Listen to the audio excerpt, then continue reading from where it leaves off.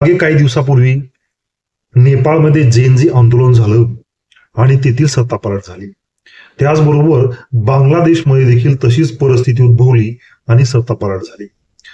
मित्रांनो, बऱ्याच लेफ्टिस्ट विचारसरणीच्या लोकांना भारतातही व्हावं असं वाटतंय, परंतु भारत या सर्व गोष्टीवरती अतिशय बारीक लक्ष ठेवून आहे.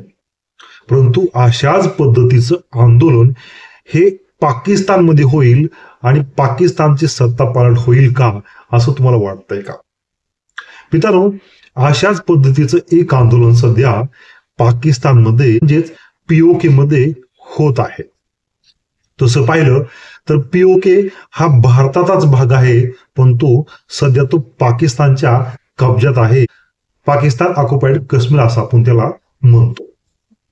म्हणजे तिथे झालेलं जे काही आंदोलन किंवा उद्रेक आहे त्याचा फायदा भारतालाच होणार. मित्रांनो, हे अशाच पद्धतीचं एक झेंझी आंदोलन सध्या पीओके मध्ये चालू आहे. असणाऱ्या एका युनिव्हर्सिटीने मुलांचे पेपर डिजिटली तपासावेत अशी सिस्टीम काढली आणि ज्या पोरांचे किंवा ज्या मुलांचे पेपर तपासले होते, ज्या मुलांनी परीक्षा दिली होती त्यांना अगदीच 8-10 मार्क आले आणि ज्या मुलांनी परीक्षा दिली नव्हती त्या मुलांना भरपूर भरघोस मार्क या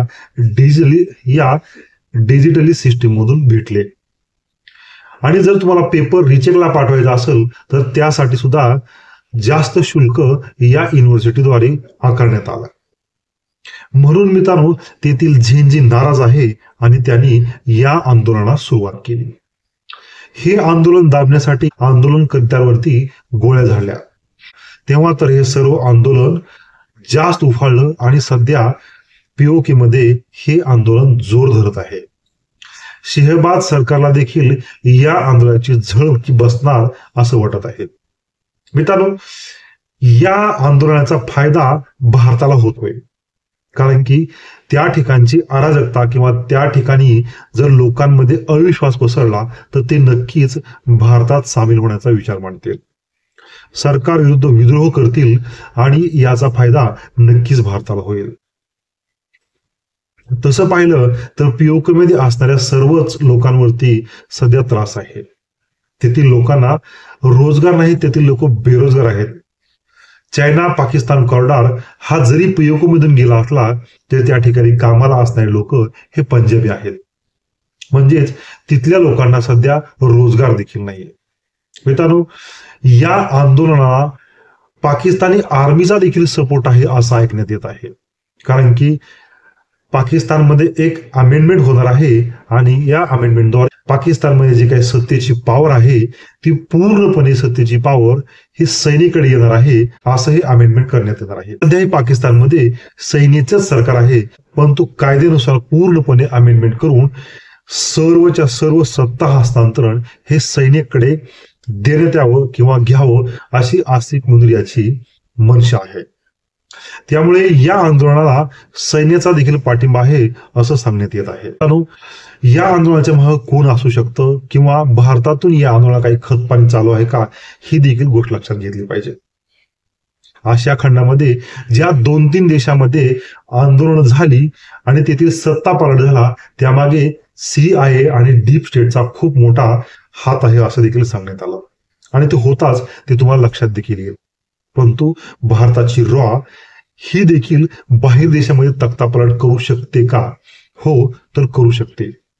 मित्रांनो, या आंदोलनाच्या मागे भारतीय ताकद देखील असू शकते, कदाचित रॉ देखील असू शकतं, कारण की अशा पद्धतीचे ऑपरेशन आपल्या रॉने देखील बाहेर देशामध्ये केलेले आहेत आणि तेथील सत्तापालट देखील केलेला आहे. कारण की या आंदोलनाचा पूर्णपणे फायदा हा भारतालाच होणार आहे.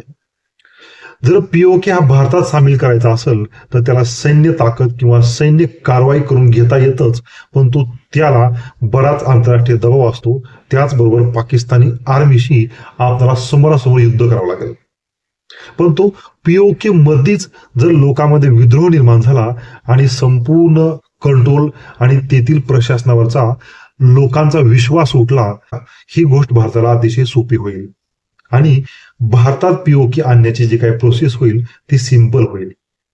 त्याच्यामुळे मित्रांनो पीओके मध्ये हे जेनजी आंदोलन करत आहेत आणि या आंदोलनाच्या मागे कदाचित भारत किंवा भारताची संस्था रॉ देखील असू शकते. हे आंदोलन नक्कीच भारताला सपोर्टिव्ह आहे आणि जो पाकिस्तान भारतामध्ये अशा पद्धतीची अशांतता पसरवण्याचा प्रयत्न करतोय किंवा तशी मनशा राखतोय, आज त्याच पाकिस्तानला या जेनजी आंदोलनाचा सामना करावा लागणार आहे. मित्रांनो, अशाच पद्धतीचे व्हिडिओ पाहण्यासाठी तुम्ही माझ्या चॅनलला लाईक करा, सबस्क्राईब करा, माझे व्हिडिओ शेअर करा. धन्यवाद.